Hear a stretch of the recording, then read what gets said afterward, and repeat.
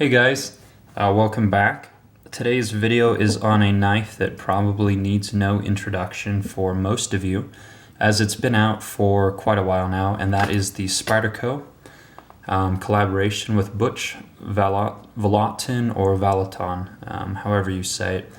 And this is the short and skinny on this knife is it is one big, bad, heavy, mean, impractical knife. I mean, this thing is just pretty much kick-ass, and there's a price you pay to have this much kick-ass in your pocket. So anyways, let's talk about it.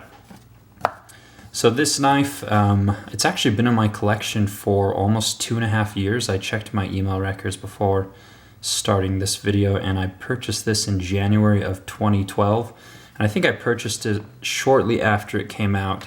And you know, I didn't look at the specs. I just bought it on aesthetics alone, and I've had it for 2.5 years, and I've never sold it. So I certainly like it, despite the fact that that it does not get much pocket time with me because of a number of reasons. I'm not gonna get into those, but it's a beautiful knife. It's got this beautiful double bolster, stainless steel. It's kind of a brushed finish. You have these polished G10 handles that almost look like wood. Almost look like a black wood under the right lighting. Has this nice, almost kind of chromed, black chrome pocket clip. I love these clips from Spyderco. They're my favorite. They hold up to use quite well. And it's more of a matte finish, so they don't shine and shimmer in your pocket. So these are my favorite clips, and you find these only on the Taichung offerings. But anyhow, so Butch Vallotton is a custom maker, and his forte is Italian stilettos, automatics, and this is what he did in collaboration with Spyderco. So the knife is over 6 ounces. It's pretty heavy. It's got a 3 1/4 blade on it, and the overall length I think is somewhere around 8.5, 8.6 inches, something like that. But the biggest thing, or the number one reason why this knife is a little impractical, is probably the handle thickness. This is 0.68 inches thick. So I mean, you probably don't have, it's hard to imagine how thick that is, but I mean, this is over 1/2 inch thick, and that's pretty dang thick for a knife. Has a G10 backspacer as well, partial backspacer in this knife, but it's very smooth. It has a very stout liner lock, and it's an outstandingly made knife. I mean, the transition between the bolsters here is absolutely seamless, except for on this particular side, this contact here and here, just right there. My nail catches a little bit on both of those sides, but on the rest of the knife, it does not. So almost perfect. It is a production knife. It is under $200, so you can't expect custom level fit and finish, but it's pretty dang close. You can open it with these blade stops / thumb studs, or the spider hole, and these nestle quite nicely into the handle here.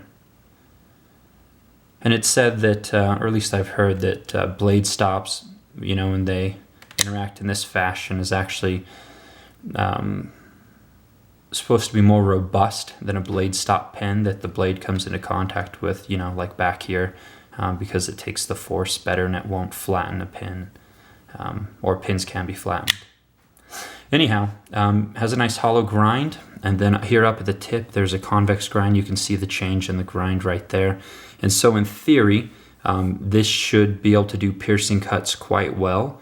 But I would never ever recommend doing it with this knife. I mean, as beautiful as the handle is, it's very slippery. Obviously this is polished, so there's not much traction.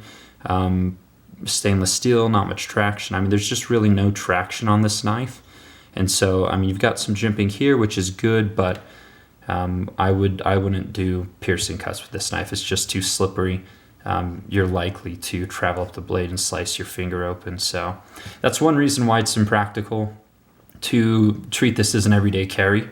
The other is the weight. The other is just the overall size. I mean, it's quite big. so it's, I mean, it just doesn't really carry well. I mean, the way that the materials that are used, as beautiful as it is, the design, I mean, in theory, it should be somewhere between a tactical / gentleman's folder / EDC, but it's really none of those things. I mean, this is a knife that really doesn't fit into any one category. You can't say that, oh, that knife is a great EDC, or it's a gentleman's folder, or it's a heavy duty knife. I mean, it's got all of that going for it, with as strong as the liner lock is and the, you know, S30V steel, but you know, in execution, it just kind of doesn't fit into any of those, which is why it's just kind of a badass knife that you have, and it puts a smile on your face. I mean, it's kind of Spyderco's version of what I would consider the,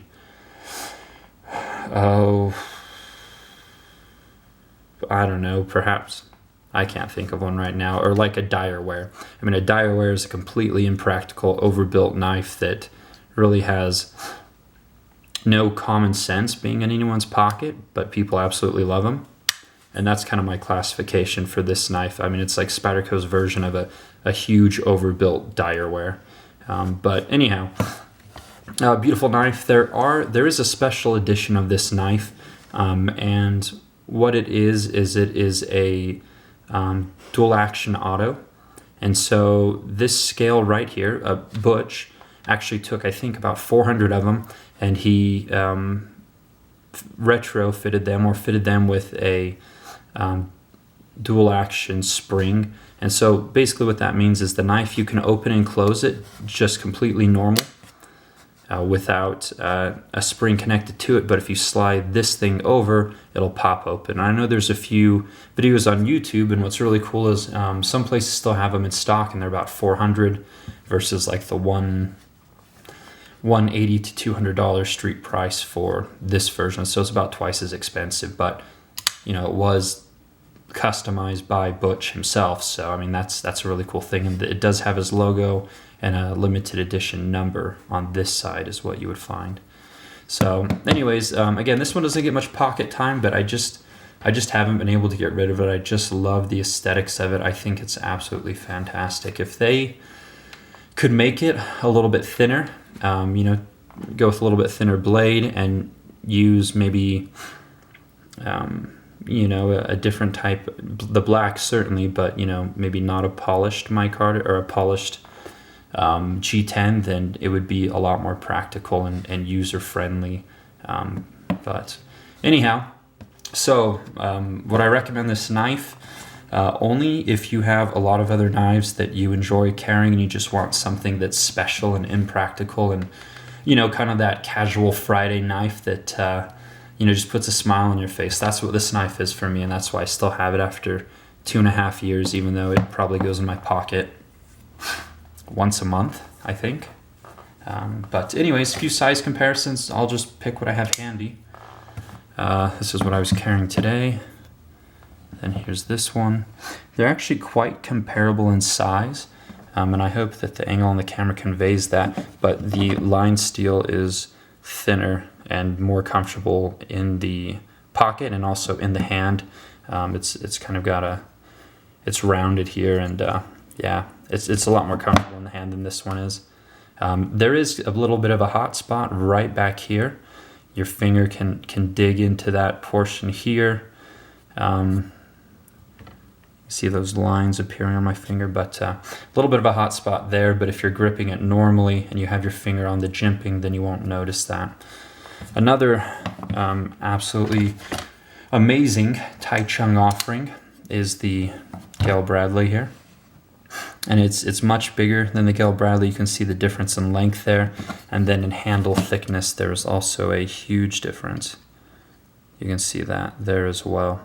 But a little bit of a soapbox. If you haven't tried a Spyderco produced in the Tai Chung factory, simply because it's not a USA produced knife, you are shooting yourself in the foot. I mean, you have to try one out before you make judgments. And I see people making judgments all the time on the forums about, I won't buy it because it's not made in golden and blah, blah, blah.